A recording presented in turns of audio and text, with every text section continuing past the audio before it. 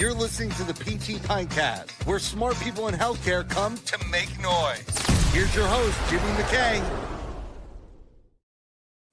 Made one marketing move change, Andrea. Instead of calling this marketing doesn't work, I feel like it's too broad. Healthcare marketing doesn't work. Let's be specific. Let's be a little specific. It's more marketing accurate. Doesn't work is a great bumper sticker. We'll just do a little, what's the little editor note? Healthcare marketing. Yes, exactly. Andrea, healthcare marketing, fractional VP, healthcare marketing person who's been in, around, on, over, between, a lot of prepositional phrases in the beginning here. Before we hit live, you were talking about how you didn't start. You're a late bloomer with the coffee beans as well. I started drinking coffee at 28. I was done with graduate school. Usually everybody's like, oh, you got to get through grad school. I didn't. It was afterwards. I had my first latte and was like, this just tastes like a milkshake with lightning in it. And it is.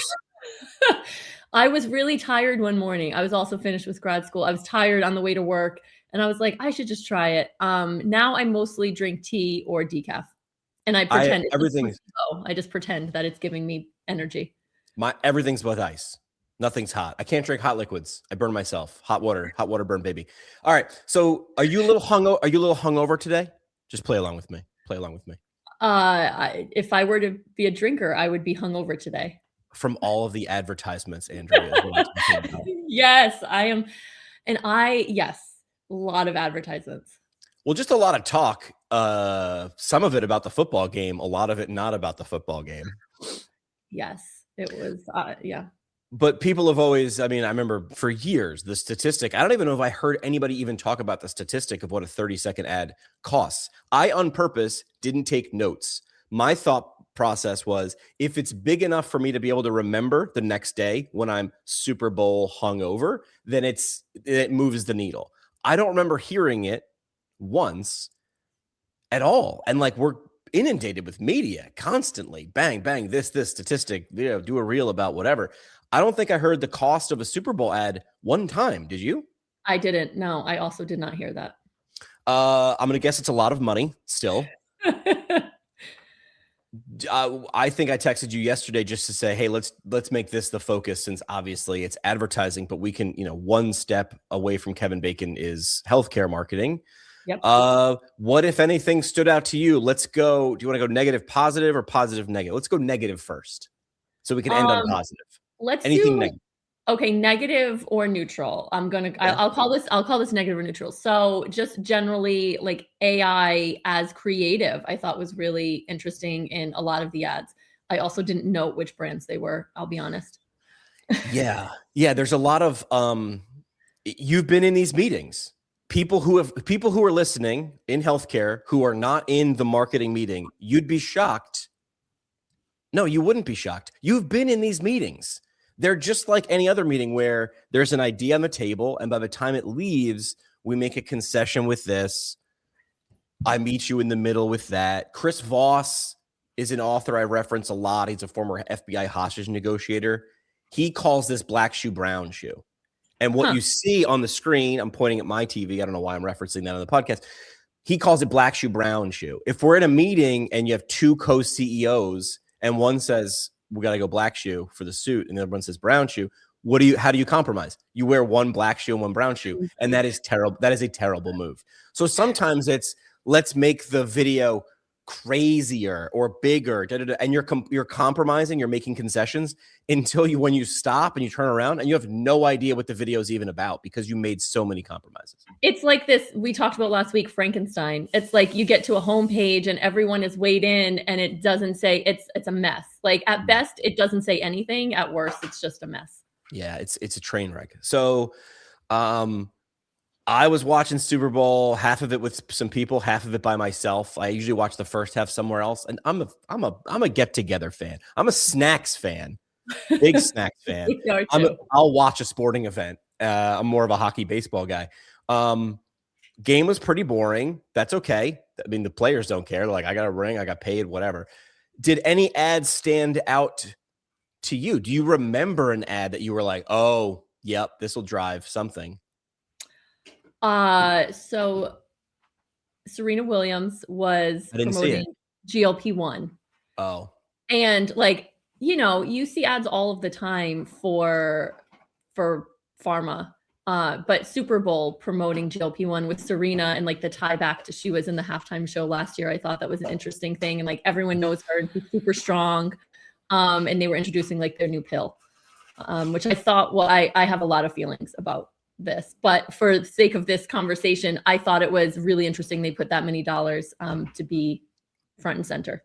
Does that shock you? I mean, pharma is not really stingy. I said interesting, not shocking. Oh, okay. I was like, are we like pharma would pay you to name your baby GLP, right? Exactly.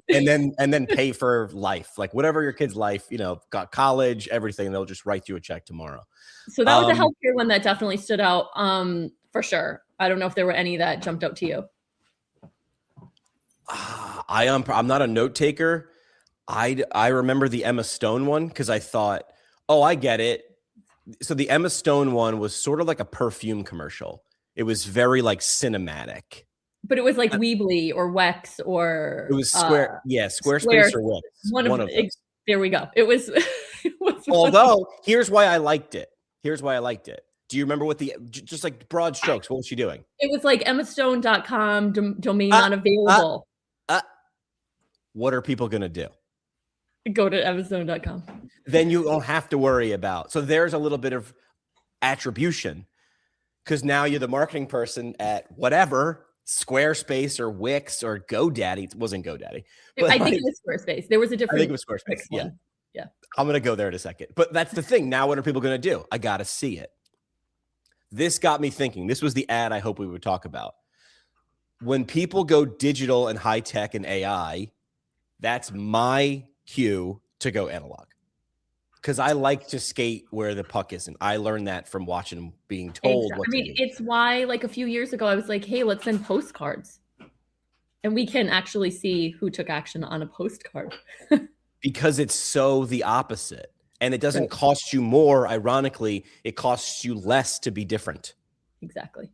Because it's an arms race to out AI or outspend.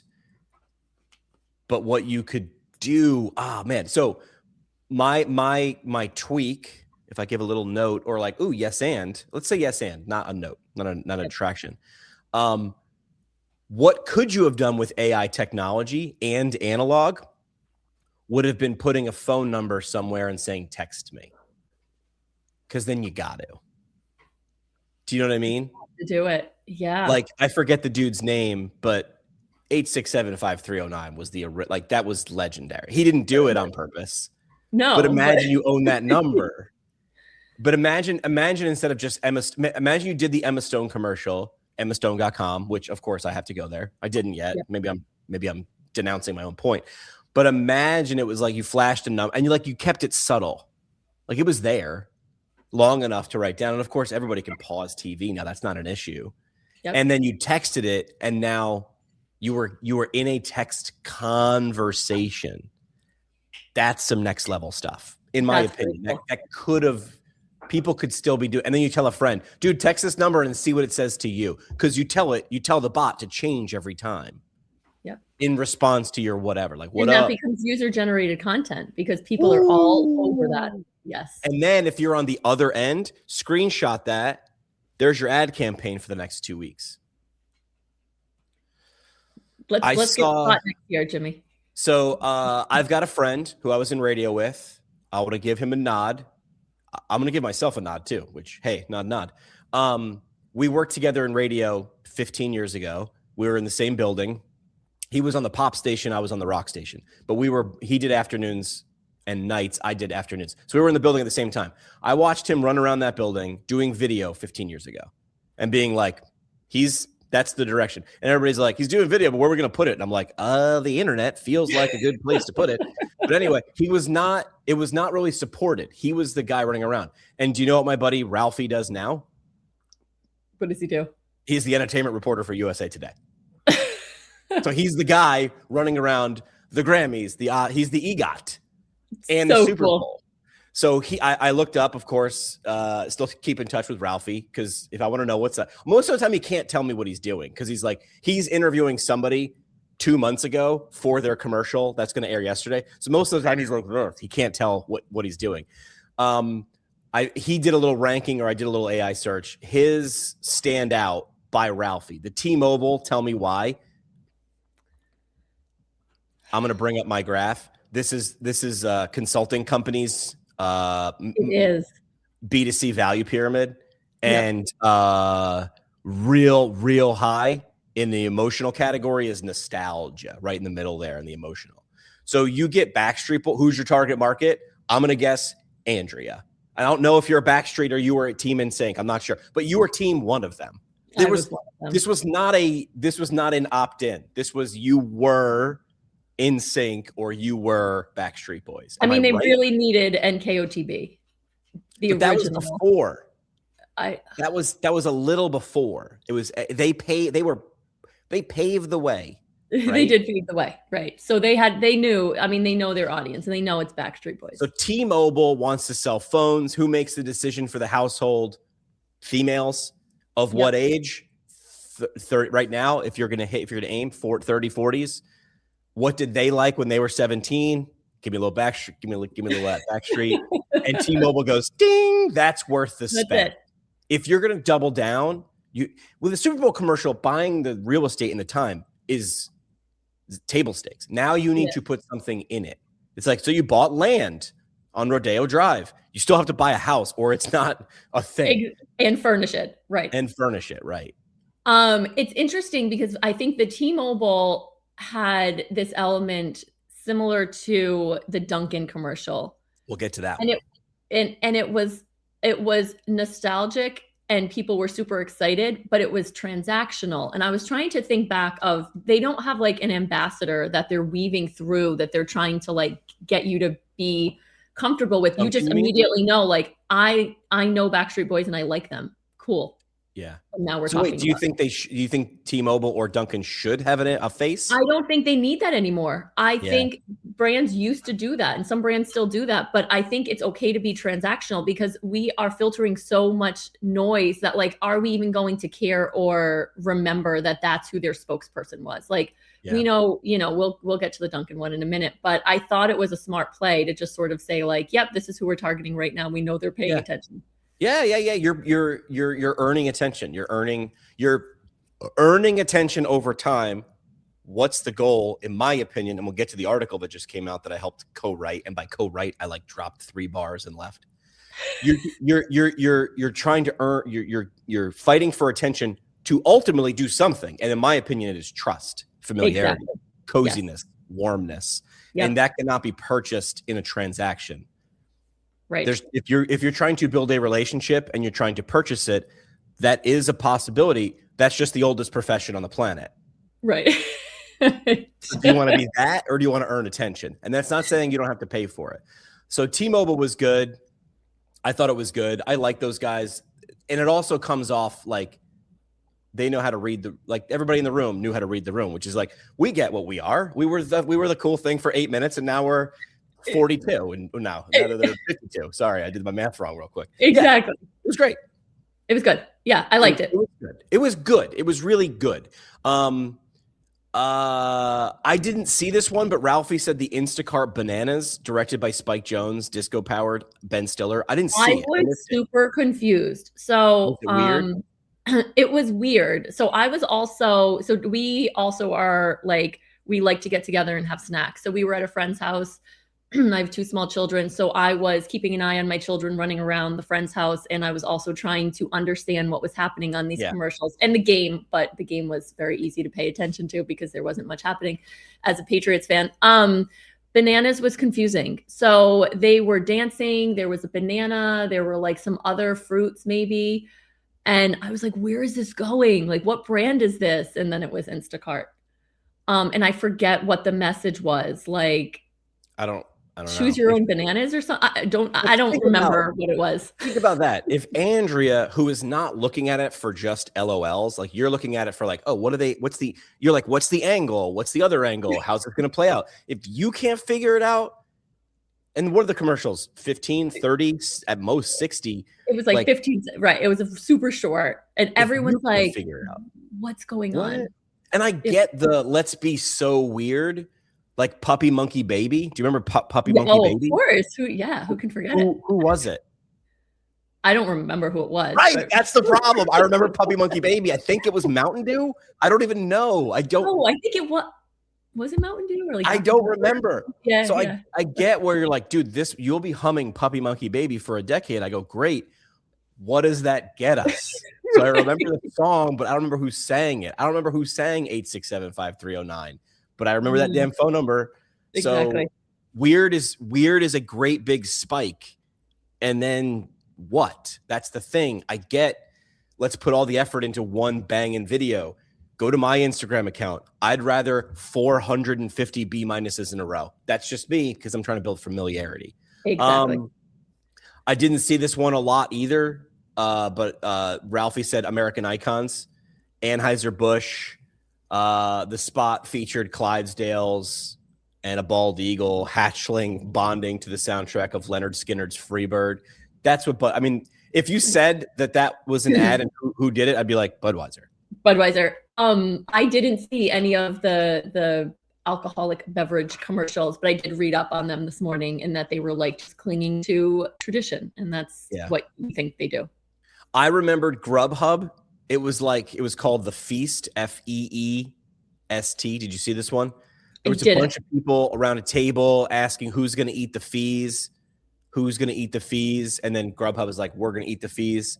And I guess they were saying something like, if they're like, essentially, we're not going to do what airline companies do, which is like your ticket's $100, but by the time you go to check out, it's $178. They're like fees or something. That was my takeaway. Okay, I didn't see that one. And if you're Grubhub, you're competing with Uber Eats and you're competing with DoorDash. So like maybe, but I would have liked to have seen them do something like scan this and your next 100 feasts are fee-free or something. Something bananas. Like something, it can't be true. Like, or like the first X amount of people get like reduced fee or whatever it is. Something. Do you know like TurboTax and all those online tax places that they'll let you file your return for free? Yep.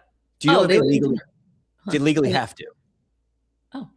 They legally have to they have to let you file for free. They have to. Legally. Well, because you have to be able to file your taxes. If you're a company that one of these companies is like H&R Block or whatever, they have to, but they advertise the crap out of it. They do. You're paying for preparation, but you're like, oh, look, I get this for free, but it's really for free. We legally have to do that. They don't say that. They say, you know what? We're nice guys and we care about you. And we want to make sure you get the most money back. We'll let you file for free. You have to. Yes. I mean, smart move. But until someone pointed that out, I was like, holy crap. It'd be like a PT clinic being like, you know what? We'll submit all of your stuff to insurance. No charge. No problem. We'll do, you know what? If you say it enough, right? They're like, what is the rule? Cool. Loud enough and frequent enough. Yeah. People believe you. It's free. It's free. Any other ads come to mind? This was really bad, right? I mean, it was bad, and I missed the end. I did miss the end. I was putting the kids to sleep, but there was, again, I don't remember the brand. Kevin from The Office. Oh no, that was very good. I saw that today though. I saw it this morning. Kevin from The Office. Was it Ramp? That sounds familiar. It was yellow and black, I think, the brand colors, and it was he's cloning himself. Right. So Ramp is like a digital online thing. If you run a business with a lot of people, they're like paycheck, HR, PTO, like all that. We just take care of it, lock it up. Don't worry about it. We do it offsite. That was great. They played off of his character perfectly. Sort of a Mr. Magoo. He's in the office. He's got responsibility, but yeah. And then they cloned him 50,000 times. And he was carrying the pot of chili, which was from The Office, where he's still reference. Yeah. One that shocked me that if we were in that room, Andrea, I'd be like, I am not compromising on this. Did you see the Ritz Cracker series? It was several ads. It was John Hamm, Scarlett Johansson, and Bowen Yang, who just left SNL. No, I did not see these. Their whole thing was an ad or a series where they were on Ritz Island, which you have got in 2026. Are you going anywhere near come onto our exclusive snack island? No, I was totally thinking of something. No, it took me a minute. Absolutely not. Hey, Ritz, read the room. A bunch of super exclusive celebrities alone on an island. What? Sorry, guys. Even if you, well, first of all, the whole talk of an island has been going on for checks notes a long time. So it's not like this just popped up. Even if it did, even if it popped up yesterday, you pull the ad. You pull it. So this is like, this is the decision you have to make. You pull it. Right. There's a psychological concept called the sunk cost fallacy. Well, I've put this much money into my degree, therefore I'm going to be the whatever until I die because I get that money out. No, you don't. You're going to die one time, maybe twice if you're lucky, but definitely one time. And whatever you do from now until death day, is that what you want to do? If the answer is no, no. You put all this money into an ad, I don't think people are going to, I mean, believe me, like in this day and age, like you really have to do something bananas to even move the needle to a 1 now. But I don't think you won with this. I don't think it was a good, it's not like I'm going to be like, oh my God, I can't believe they did it. I just thought it was a dumb spend of money. Yeah. They could have pulled it and done something that would have been impactful. Yeah. So that was one. I can't remember other ones. Do you? I remember Duncan. I remember. Oh no. So we have to talk about. Let's talk about Duncan. I thought that was well done. I saw one with Keegan-Michael Key and Danny McBride. Danny McBride from Eastbound and Down. I think I was, doing something at the sink, and I was like, "Oh, Danny McBride." Anything with Key and Peele are not funny. They're insanely funny. So anything they're in, I'm like, if they said yes, it's probably good. It's funny. And Danny McBride is like, he just plays the same kind of character. Over, do you know Eastbound and Down? I know Eastbound and Down. Yeah. Yeah. He played that guy. And it was something with music or whatever, but honestly, I was doing something which you also run a risk of. I know they say there's a bajillion people watching, but like a billion for how long? Like they're doing stuff. So I didn't catch it. Right. So I don't even know what it was. But I remember seeing it and being like, oh, I love those guys. What are they doing? I don't know. It was Bud Light. No. It was, I'll find it. But I was surprised. It's interesting too, because I think a lot of people do miss the commercials during, but then what does it look like after? Like, are we measuring that? Like people are talking about it. They're going to YouTube to find the video. So here's the interesting part that I think that here's a lesson here. Brands will release their Super Bowl commercial a week ago. Yep. What? If we understand, this is them showing you, everybody, the industry showing you their cards. It is about putting it on the world stage. Here's what I think it is. Do you ever watch a video on Instagram or Facebook or whatever, and then you're like, ha ha ha ha, and then you've got 2 or 3 people, and you're like, boop, send, and you're like, and then you send it to them. It's not about you watching it in isolation. It's about you being part of it. So now, even if I've seen the ad, in fact, I think it's a good strategy because the first 3 seconds the ad comes on and you're like, oh, everybody shut up. This one's funny. This one's funny. And now you get to be the person who's like, I've seen this. You're on the inside. I'm on the inside now. I'm like, hey, everybody shut up. Watch this. This is funny. Watch what happens. That is a good move because that is actually how people consume ads by themselves, but they want to be that part. They want to be that insider or like, oh my God, I send this. It's why GIFs are so funny. Let me use someone else's earned emotional whatever, and this is perfect for this moment. And then I get the credit because I dropped the GIF or I said this ad was funny. And that is a power move. It's a power move. From a brand perspective, they get to say, like, look at us, we're on the Super Bowl. Like, whether people watched it at the Super Bowl or they watched it a week ago or they watch it 2 weeks from now, or no, it won't be relevant 2 weeks from now, but if they watch it 2 days from now. There was a Catherine O'Hara nod. I missed it, but I heard that there was a Michelob Ultra. It was Kurt Russell, who plays an over-the-top ski instructor teaching students how to win a race to avoid paying for a round of beers. Oh, I caught it, but I was doing something else. And so I didn't see the whole thing. And I missed any Catherine O'Hara. And then there was Willem Dafoe and Catherine O'Hara hustling people in pickleball. But here's the thing, you're lining up people like Kurt Russell, Willem Dafoe, Catherine O'Hara. So you're tipping your hand who I want to like me. This is not 21-year-olds. This is probably 35-year-olds, 45-year-olds. And we're saying, again, still, we're the beer you drink when you still want to be active. And you're going to rock some pickleball, or you're going to like learn to ski with Kurt Russell. Yes. All right. It's good.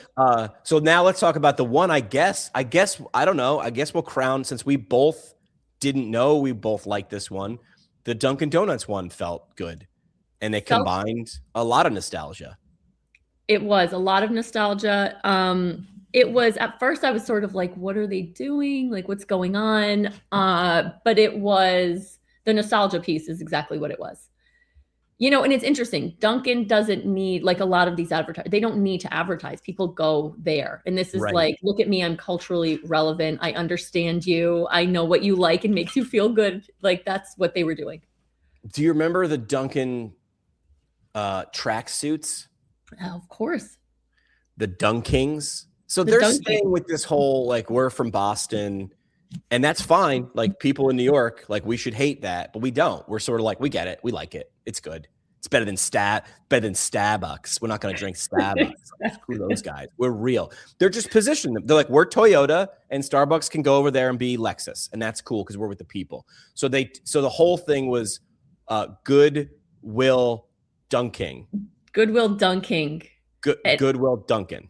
And it was played up, I mean, all the way to the end, like with Jennifer Aniston at the end. And she's like, how do you like whatever? I mean, whatever, you know, it's the line, but it wasn't them apples. It was like, whatever she said.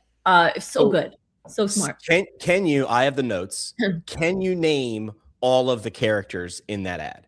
I cannot. Two off the bat, right? We have Ben Affleck. We have Jennifer Aniston. Yes. And we had the other people from Friends. So who was from Friends? Do you remember? I don't remember the names exactly. Matt, of course. Joey. Somebody from Seinfeld. Who was from Seinfeld? I don't remember. Jason Alexander. Yes, of course. Yep. You had Alfonso Ribeiro from Fresh Prince. You had Jasmine Guy from Different Worlds. Yep. You had Jalila White from Family Matters. Yep. So you had Carlton. You had. I'm missing so many. Last night I was like, oh my goodness, these guys are great, and I just already blanked on who was in it. Then you had Sam Malone, Ted Danson from Cheers. Ted Danson was. Then when Jennifer Aniston popped in, you had Tom Brady. Tom Brady was in that commercial. Tom Brady was the least. Tom Brady was the least, because by then you're like, just bang, bang, bang, bang, bang. I don't even remember that. If you would have asked me if Tom Brady was in a commercial last night, I would have said no. But he was the biggest one. I remember her dragging someone into the window, and I forget that it was Tom Brady. And here's who they all played: themselves. Yep. They were just caricatures of themselves. So all Dunkin' did is they brewed up a pot of nice piping hot Dunkin' coffee. They let it cool a little bit so it wouldn't burn you. And then they just poured it all over you, made you nice and warm. And that's what they did. They're like, remember us? We're relevant. We're known. We've been here all along. We're that thing who do we buy from? The loudest? Sometimes, maybe. I think we prefer familiar. Exactly. We know you. Like, we get you. Listen, I know it. I might get better over there. I don't know if I want to risk it because I know that this is a B+. I know it is. And once that's locked in, look, when I took over a radio station when I was 25 years old, which probably not a great idea to hand a radio station that's doing $7 million a year to a 25-year-old. Not a great idea. It turned out okay. I remember all the guys that I worked with, all the dudes who would like, the blue collar dudes were like, now that you're in charge, man, you can start playing whatever you want. And I'm like, you do realize we play this stuff because people know it. I know if we started playing obscure rock music, that would be cool for a spike hot minute. But then most people would go, the hell is this? Are you playing towards the middle of the bell curve or the edge? And there are times and places to do both. Right. But you listen to it because Studies show. Well, actually, studies show saying studies show turns people off to whatever you're about to say, but I'll say it. We did research on this. This was my livelihood. People will listen to music that they don't like, but know longer and more consistently than they would to new music that they might like.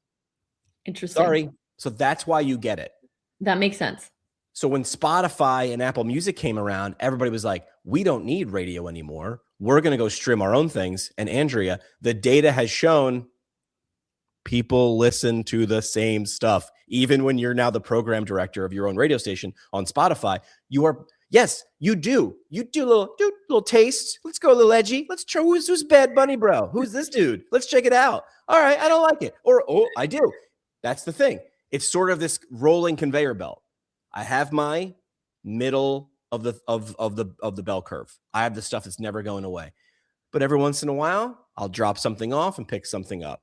And then every once in a while, something that fell off, you dingle it in front of someone and bam, there's nostalgia. Oh, I love this song. So exactly. Keep in mind, everything we're talking about today, it's not about Super Bowl. It's not about radio. We're talking about the relationship of you with whoever the hell you're trying to get to pay attention to you. All this stuff is easily transferable, in my opinion.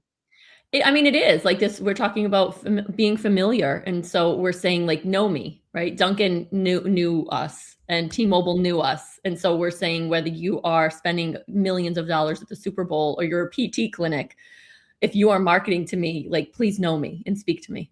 Yeah. So the funny part is, so now we'll start to transfer away from the Super Bowl. Again, I would have thought this deserved an hour. I think it's a half hour at best. So I'm good at the 31 minutes. I agree. It was exactly. Lackluster. So lackluster, as they would say in the dunking, the good one dunking commercial. So the funny part is in 2008, when I saw this thing, smartphone, I went as a guy running a radio station, oh, expletive, let's get out of here. This ain't going to be. And I didn't need anybody to put together a listicle for me to be like, maybe I should. I was like, nope, no. I made that decision on the side of Interstate 81. Like, I'm out. We handed people these abilities, average, everyday people. Don't need to be a radio station or a TV station owner to reach people. And then everybody decides they need to become a TV station. Everything needs to be super well planned. I'll do it tomorrow. I'm seeing everybody else do it. I'll get ready. I'll do it tomorrow. It's got to be perfect for me to publish. Produced and right. We just handed you quite literally a portal to every eyeball in your local market, your national market, the world market. And that's hard. That's hard to compete with because now you're competing with everybody. I needed to be the third coolest guy in Scranton, Pennsylvania in the afternoons, and I could earn a living. And now I got to compete against everybody. Exactly, in the country. Here's my problem. It's like we handed people keys to the kingdom, and they were like, okay, and most people don't do it at all. Right. Or they feel like they have to overspend on doing it. You don't. You do have to ship. You have to show up, test stuff. I'm always testing stuff. And somebody gave me this great example. You know what TheraBand is, right? Yep. It's like we handed you TheraBand that you can use to strengthen yourself, right? Love it or hate it, whatever. And you decided to like use it as a slingshot. It's like, dude, you had this perfect tool to do this thing, but why are you using it that way? Well, you gave it to me. You didn't tell me what to do with it. That's right. I don't know what to do with it. So we gave people this. Oh, I turned my flashlight on. Ooh, that's a sign. Flashlight. I'll be enlightening. We gave people a smartphone, and you know what they do? They bitch about stuff in the comment section on someone else's content. I'm like, guys, I need you. I had this and still have this diatribe when we first met. I think one of the first things I said was, we need to start acting. We need to be a media company first that happens to sell physical therapy. Red Bull is a media company. Actually, I would say they're an attention company powered by media that happens to sell energy drink. They sell attitude. They sell belonging. They sell identity. And I know it sounds like we're getting real spacey, but we're not. It's real, right? How do you explain that to someone? And how is that often received by a CEO who might be a traditional CEO who maybe they don't understand the world changed? I think so. I think they understand the world changed. I think it's scary. So I think the way that I've explained it is, similar to how you just explained, you had to be the third coolest in Scranton, PA, right? Like we are competing against, in healthcare, we're retail healthcare essentially, right? Like we're not competing against just the other PT down the road. We are competing against people going on Instagram going like, oh, here's a stretch I can do, right? Sure. Like we are competing against companies who have digital health programs. We're competing against all of it. And we are competing against the noise outside of PT and everything else that people are exposed to, like on their phone, because they're on their phone all of the time. So I think if we are not figuring out how to break through the noise where people are, like we're just going to be left behind. Like it's as simple as that, right? And so the way to explain it is to a CEO is like, hey, CEO, think about how you consume things. Think about how you are a consumer. And let's go from there, right? The world has changed. It's no longer my doctor said I need to see a PT, so I'm going to go see this PT that they told me that I need to see or that I found in the yellow pages. I'm getting a lot of information. Like I'm going to go on my neighborhood app and see if anyone knows of a PT in the area or something, right? Like, so that's the way to explain it, right? These people are consumers, and just like the CEO is a consumer. I have an exercise. I don't know if we did this when we worked together formally. I have a screenshot party. So I say exactly what you just said to the CEO and the C-suite. I read rooms pretty okay. Not great, but pretty okay. I'm not Dr. O's, who is insane, by the way, who's disturbing. If you've seen The Mentalist, you can't not in this. Right. He's disturbing. I don't know how he does it. He's dudes from the future. So I have a screenshot party. I go into a C-suite and the director level, so mid-level and upper, whoever I'm working with, and I figure out who do I have to convince and who has already drank the Kool-Aid. Not my Kool-Aid. It's not the Kool-Aid. Like who's like got it. We have to like. I am not the marketing guy. I am your attention guy. Andrew's a marketing person. She's the how. I'm the wow. Wow is attention. How is execution. Now we can cross over. She's got some how. I've got some, but yada. So there's the stage. I go into a room and I figure out who I got to win over. And then before I say anything, I ask a bunch of questions, which is like, what's our goal? Who are we talking to? All those formal, traditional marketing questions. Yep. And then I usually like body language wise, I'll get like real sloppy, like I'll slouch and I'll be like, hey man, what are you into? Like super, like I'll wait for a lull in the room. Hey man, what are you into? Like you got kids? What do you like? Baseball? And they're like taken aback because like this is a formal meeting. This is like when everybody's like taking a break though. And I get them to break down the defense. And they're like, oh, my kids are into this. So of course I watch this. And I'm like, what's on your For You page? And some of them are like, I don't know what a For You page is. I'm like, oh my man, that's your DNA in Instagram. Let me show you. And then I'm like, you might want to look at this first before you show me though, because I don't know what kind of stuff you're looking at. Just so you know, everything you're looking at is being tracked. And those things are being re-shown to you because the app company understands how brains work. Exactly. They understand you. And then I start to say like, and I explain the algorithm, or the person's like, I get it. And then I'm like, hey, here's a crazy exercise I just thought of. I didn't just think of it. It's totally planned. In the next 7 days, I don't want anybody to write me a report or put together a spreadsheet because none of you are going to do it. It's going to be shitty and you're going to do it in an hour before the thing's due anyway. Every time you watch something for more than 7 seconds, take a screenshot of it in your phone. Don't organize it. Don't put it in a file. Screenshot it. Just screenshot it. Boop, bloop, bloop, bloop, bloop. And then an hour before our next meeting, send me all the screenshots of everybody. And you don't even have to say who it was or why. No thinking, just my big dumb lizard brain, as Seth Godin would say. Lizard brain say good, click. Lizard brain say good, click. Don't explain why. Don't even think about it. Then just select all and send them to me. And then I sit with everybody or anybody who wants to be in that meeting. And I put them on a big screen TV and I go, this is weird. What's this? Whose is this? And a lot of times people are like, oh, shoot, I think that's me. You don't remember. You don't even remember. And we get more insight out of a screenshot party than some deep dives. Because I'm like, here's the best part. I do not need it to be all health. I don't want it to be healthcare. I want to steal the elements of attention of what you think. And then what I want to do is show you how broad that attention is. Oh, we're all in the same C-suite. We're all of similar age and similar geography in the similar industry. And look at how batshit crazy our spread of weird is. And it's all your weird. And then I say, bring up bring up this company's Instagram page. And what's that look like? Does that? Yeah. Oh, and then I like to point out, none of you pointed out your own stuff. Are you either not watching it or did it not earn your attention? I just ask questions. You give answers. Because it's like a photo of them at their booth at a trade show. Right. Someone had this really great explanation, and I'll steal it, which is there's a difference between storytelling and telling stories. How many people on LinkedIn now have storyteller in their bio?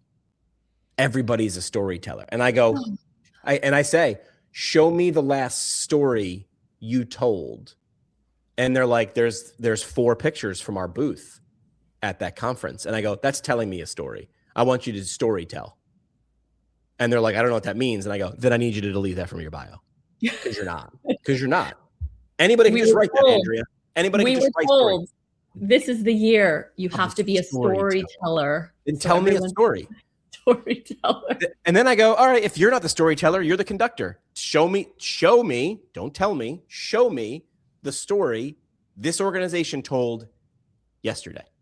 And when you can't, I go, then you were silent for 24 hours and that don't play. I was live. My radio station was live 24 hours a day, 7 days a week. That's 168 hours a week, Andrea, in case you're mathing that.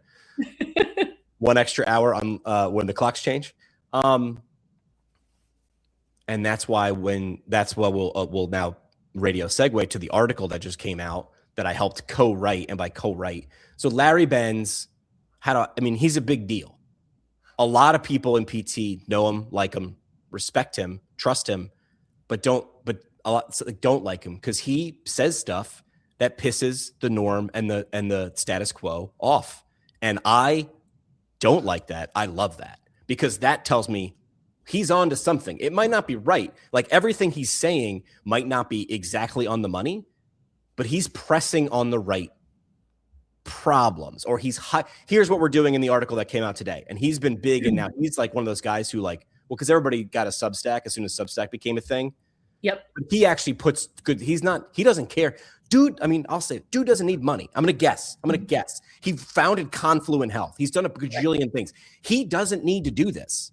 My vibe on Larry, he doesn't want the profession that he helped build to sink as soon as he leaves. And he's trying to be on the deck of the Titanic with flares being like, there is an iceberg, or we already hit it. Purge the bilge tanks, or whatever someone who owns a boat would say. I don't understand boat as much. Yeah, and I've read some of his stuff, and that's exactly the sentiment. So he put out this article that essentially says the $100,000 booth that won't hire a single physical therapist at CSM. The insanity of CSM, quote, talent acquisition. And Larry, to his credit, was like, hey, I feel like you'd have a good take on this. He's never asked me to co-write an article with him before. So I was like, Larry Benz is asking me to co-write an article? Yes. And he's like, but you have sponsors who do this. And I go, yes. I also think the sponsors know that this is an insane math thing. They know it.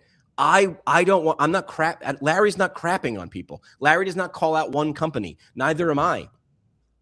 We're trying to point out that we are not the canaries in the coal mine, but there are canaries in this coal mine, and those canaries are dead. Yep. So he does not speak on feels. He brings math. What were your takes on this? So one thing stood out, I looked at it this morning, and I think it's, around this episodic visibility rather than sustained presence. I, having gone back and been in healthcare marketing for many years, have a lot of feelings about conferences in general. And I think everyone has sort of the same sentiment that's like, well, we have to be there. Yep. Cool. Fine. Have a presence, or don't, because people might not even know you're not there anyway, if it's a big enough conference. Right. I think, I thought this was really smart when I saw this morning, because PT especially, and I know every sub industry of healthcare has their own thing. But I think the point of PTs are coming in with significant debt. Mm-hmm. PTs for a doctorate level profession are entering, their wages are just not where they should be for a number of reasons. And so the thought of a company spending $100,000 to go hey, pay attention, whatever, it's not going to get them what they think it's going to get them. And I think that's why the piece around this sustained presence, and we've talked about it in other contexts, it's so important, right? Like, it's not just like be flashy, get in their face one time and then like never hear from them again, or never talk to them again. I think it's about it's showing up authentically, and it's being present 365 days a year and giving people a real reason to want to work with you. And I think a lot of PT and other healthcare organizations don't do a good job at all of giving people a good reason to work with them. And, my initial reaction when I looked through this was like, turn this into a campaign, spend the $100K on a campaign that goes like, hey, yeah, we're not going to show 11.9 months. Like, right. Like, we're not going to show up with this big flashy booth. Like, we actually want to give you financial incentive to come work with us. Here's how we're investing. Maybe we're not giving you an extra X amount of dollars, or maybe we are, but like, here's how we're investing in culture, in real training, in like your, you as an employee. So that was my take. I really appreciated the article. Yeah, I'll throw some quotes. My goal is not to give away. I'm sure I'll do a live stream with Larry.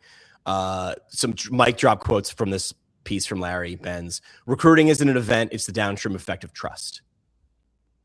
You think about that. Hey, do you want to work for me? Who are you? Right. I hear from recruiters on LinkedIn. They showed up to the interview and they didn't know a lot about the company. And I go, show me your company's website. And like, here's what I want to do. That's like some recruiters. There are some great recruiters out there who get it. And there are some assholes out there too. They didn't know the company's mission statement. Hey, Steve, put your hands up right now. Put your hands up right now. No keyboard, Steve. Tell me your company's mission statement verbatim, because you get paid by them. And if you mess up 10% of the work, they can't give you the first 5 words. Right. But that's our litmus test of who's going to be a good employee. You can't buy familiar in a convention center. You know how many cities this is my 10th. This was my 9th CSM, 9th or 10th. I've been to San Antonio. I've been to San Diego. I've been to I've never been to those cities. All I've been into is a Ramada, a Hilton, and a convention center. Right. I'm just breathing sterile air. So that's why the quote hit me real hard when it says you can't buy familiar in an attention. You can't buy familiar. Oh, but Jimmy, a minute ago you said Dunkin' Donuts. I said no. Dunkin' Donuts brought back up the thing they've been paying for decades. They showed me that they are familiar. They showed me. You can't. They show me that they know me, right? They didn't show me their coffee. Do you know the singer Ben Rector? He's like a Ben Folds, Dave Matt. Anyway, exactly. He's got a line in the song that says, "Here's one thing you can't make is old friends." Huh? I can't make old. Like, I'm 46. I've got my friends from high school. I can't have new old friends.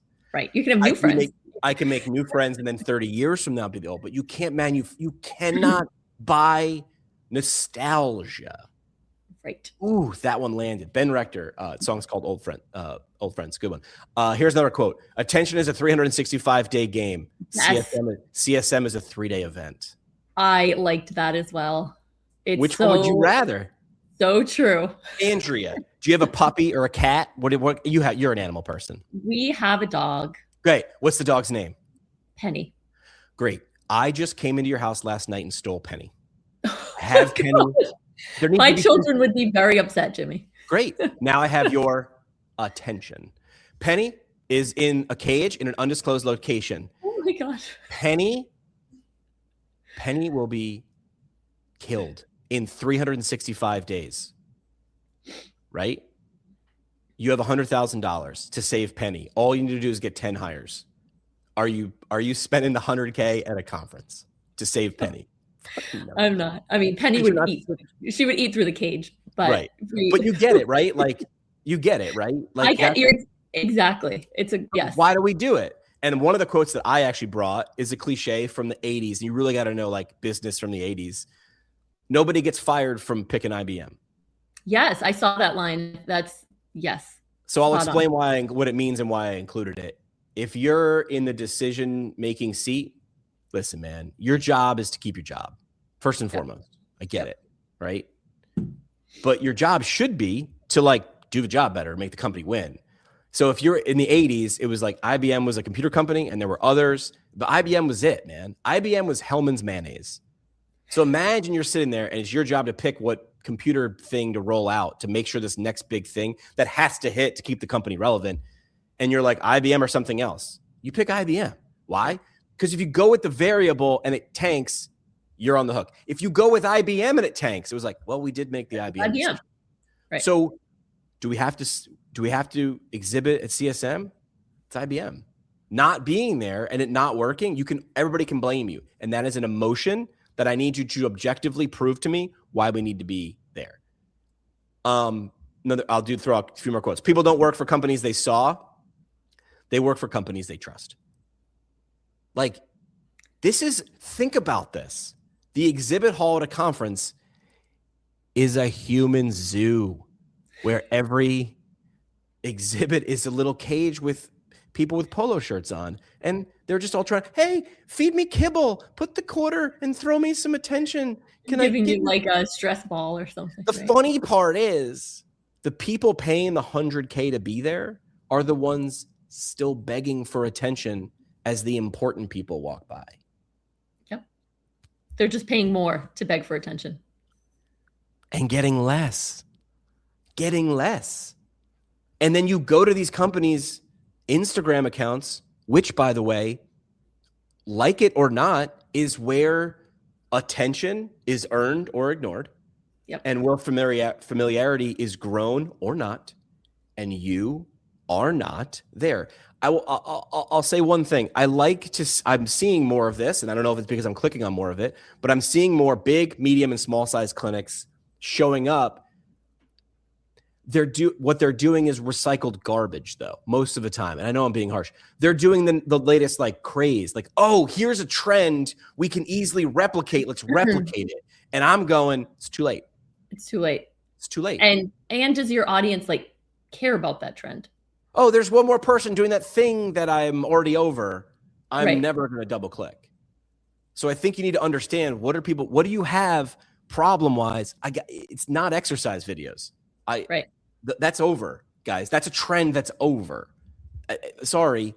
Then you're going to be like, well, Jimmy, what should we be doing then? Your thing. Why are you different than in everything else? And if you're not, that's your problem. Right. Further upstream, that's a strategy problem. And what is your target audience consuming and want to consume? Like what will land with them? Because they never bothered to ask that. We tell them what to consume because we handed people phones and we said, now you run a TV station. Whatever you put on there is what people watch, except there's 70 billion phones. So that math don't math. Attention is divided. Then how are some people capturing so much of it? They're putting effort into it. Yep. Luck favors the bold. Luck favors the prepared. I want pecs, Andrea, but I'm not doing any push-ups and I'm confused why I have no pecs. I have no audience. What'd you do on it? We recycled what someone else did, what they had success with. How'd that work? It didn't. What'd you do? We did it again. What? How? What? Maybe if we just do it more. What if we did the crappy thing more? Listen, if you do an okay thing more, good idea. A crappy thing more, not a good idea. Right. The word of my 2026 word of the year for Jimmy is frequency. So I've said this before. There's exercise principles: frequency, intensity, time, type, volume, progression. I looked at my analytics with AI, and I was like, if I can pull one lever in 2026 to improve my bottom line and my top line, my floor and my ceiling, what is it? And AI said frequency. You're good. Show up more. And I went, got it. Yep. And then I didn't keep asking AI questions that made it want to give me the answer I wanted. I wanted it to give me the shitty answer. The results you're looking for are hiding in the work you're not doing. Yep. I have been flirting with going 7 days a week for 2 years. How do you grow? Go live 7 days a week. So I'm doing that. 365 episodes in 365 days. Frequency. That's frequency. My frequency. It's frequency. What else should we talk about? We have 7 minutes, 6 well, minutes. We don't have to go an hour. No, one quick thing I was thinking of as you were talking about, this 100K presence. It's the same CEOs are going, what's the ROI, right? So they're going like this side of the mouth, like we have to be there. Everybody's there. And then the other side, they're going, what's the ROI on this? And the ROI, there isn't one. And the ROI on having a 100K booth, but not showing up ever outside of those 3 days, that's an impossible question. So let's think of batshit crazy things you would do that don't require a normal spend. One, I thought of an example when you were talking 10 minutes ago. I would buy a booth. I would put nothing in it, blank table, black backdrop, just a regular hanging drape, and I would put a box on it, like a Ronald McDonald House clear box. And I would say, we spent $10,000 on this booth. If you put $1 in this, we'll match it and give it as a PT school scholarship. Oh, by the way, we're this company. For every $1 you put in, we will put in $1 as well. And it's going to go to 5 PT. Whatever was done at the end of this conference, put a nickel in it. That's a dime. Put $1 in it. That's 2. Why? Because we're too big. And then a little thing. That's it. Or a QR code maybe to see, because you want ROI. Yep. See what this is and why we're doing it. Because we're out being PTs. And we're finding good PTs. And we know there are some here, but we're too busy doing. And we understand your biggest problem as a new grad, money. So we're going to give away 5 scholarships. Put $1 in, we'll match it. That's why you're the wow to the house. Because anybody would ever, do you think, honest answer, could I ever, I'm 46, before I die, could I ever convince a PT company to do something that absurd? Honest answer, I don't. I don't think you could. Because it feels so unsafe, and it's but we have to have our a one pager, and we need to. We talk in boardroom, guys. I'm talking to you in the audience. I've been in these meetings. People in big positions have a lot to lose. They do. That's their job. It's their livelihood. They screw one thing up and they don't have a job. Butt, man. It's hard to get jobs at that level again, right? But they talk. People talk such a good game about how we're going to change the profession. And then when they get in the batter's box, all they try to do is draw a walk. Show me one company that's not trying to draw a walk. One, I'd love to be proved wrong. I'm not saying that they don't do it in bips and blops and bleeps, like little itty bitty. That's not, you don't get a little bit wet. You jump in the deep end, you don't get a little bit wet. You're in. Right. It's in Anaheim. Okay, here's what I would do. I would not buy a booth. I would not do a flash mob because that's been done, but I would do a flash parade. We are down the street from Disney. I would go hire 78 Disney characters and a marching band, and I would march them through the convention center when it was the busiest. And then I would do something like this moment of motivate, like something like we have none of our PTs are here. They're all doing PT things where they are. If you want someone who knows how to gain attention and do things big, this is what we thought we brought you. This is our moment of joy. Here's a moment of joy. Here's Mickey and Daffy. No, not Daffy. Mickey, Donald, Goofy, Daisy, and a marching band. And by the way, we're having a party tonight. And for every $1 we spend at the party, we're gonna put 2 into a scholarship. You cannot listen, man. If you're a student and you're listening to this episode, look for the recruiters and go drink all of their money. Go drink all of their money. And when they're like, are you thinking of working for me? Just be like, 2 more vodka sodas and I might say yes. Just drink all of their money. Because if you're dumb enough to play stupid games, you're dumb enough to win stupid prizes. Ooh. Do not work for someone because they bought you a drink. I'm not saying someone who buys you a drink isn't good to work for. I'm saying that should not be. Listen, graduate students who have intelligence, that shouldn't be the deciding factor. That's not an acquisition strategy, right? That's not. But by all means, drink all of their drinks, and then bring and text every one of your friends to drink all of their drinks, and just be coy and be like, I don't know, maybe I want to work for you. Maybe I'll give you my email address, right? Because if you want to play stupid games, you win stupid prizes. Only decide where you want to go when you've done 10 times as much research that you did when you wanted to go to PT school. You're going to do more research for your car or your first apartment than some people do for their first job. Don't fucking do that. I'm dropping F-bombs. Don't fucking do that. And this is from me. But Jimmy, I'll wrap up by saying, but Jimmy, you're a hypocrite. You're going to CSM. That's where the people are. I want to talk to people and hear from people. That's a good ROI for me. I didn't buy a booth. I found someone who let me stand at their booth. And they're trying to do good things. Shout out to US Physical Therapy, who's doing good things. But I'm in their ear saying, don't only be at CSM. Right. Don't only do that. That's not the answer. All right, we're at an hour. Parting shot. What's your parting shot? Parting shot. Show up 365 days a year. Woo. I would say companies are investing in moments when they should be investing in relationships. A booth creates visibility. Familiarity creates decisions. These are all pull quotes from the article that Larry Benz just dropped. Find the article. I just shared it on LinkedIn. And fight me if I'm wrong. If you're like, we spend $78,000 and we hired 46 people, and that is a good ROI. Prove me wrong. I'm not. I think I'm right. If you show me I'm wrong, I will say, I will bring you on this podcast. I will let you have your roses, and I will say the following words. Jimmy was wrong. I was wrong once, Andrea. Turned out to be a mistake. That's it for this one, but we're just getting warmed up. Smash follow, send it to a friend, or crank up the next episode. Want to go deeper? Hit us at ptpintcast.com. Or find us on YouTube and socials at ptpintcast. And legally, none of this was advice. It's for entertainment purposes only. See, Keith, we read the script. Happy now?